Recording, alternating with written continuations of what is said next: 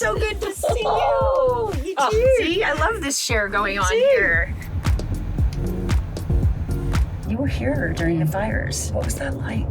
Our community's up in the mountains. There's not very many houses, and about a third were burnt. But incredibly, our house wasn't, and basically the firefighters saved it. How about you? A lot of my team was unhoused during that time. There was a lot of grief, but a lot of also LA spirit. Very quickly, people turned to, okay, how long till we can rebuild this? How do you center yourself during a crisis moment? The more you can take emotion out of the situation and you focus on solving, Yes. you're able to rationalize, and I just think you stay calm when you're rational. As a woman in my career, I've always found I could hear the chatter of other people's concerns a little louder than my male counterparts. It took me a long time of running around as a leader, being everybody's mom and savior, because I could hear how scared they were, while the men kind of didn't hear it as much and just kept moving and had the big picture. And I was like, ooh, I have to learn how to do that.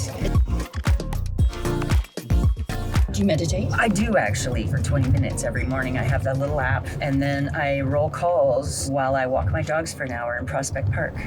My morning routine is a warm cup of lemon and apple cider vinegar that my husband gets because he is an early bird. Shortly followed with a coffee. That's very nice. I have to teach my dogs how to do that. Yes, to bring you.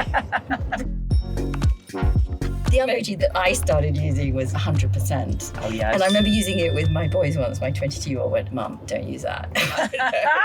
I'm going to have to ask you later what it means, because I think I've used it too.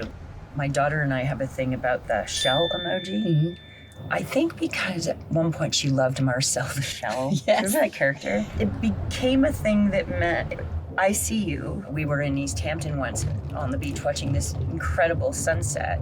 She's standing 5 feet away from me. And my phone pings, and I was like, goddamn phone. Pulled it out in case it was work, probably. And she sent me a shell, even though she was standing there. Yeah. Because it said a million things. Yes.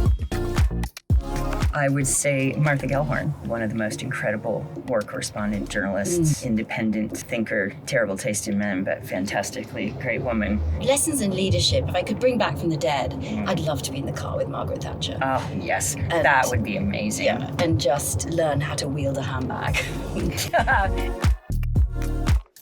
If I can't be with people, texting, I don't feel gets to be a deep enough relationship. I phone my friends and say, I just want to check in and see how you're doing. Like, it's a 5-minute phone call, but it really adds up over time more than the texting stuff, which just becomes a flow. Now, I text a lot too, but I pick up the phone.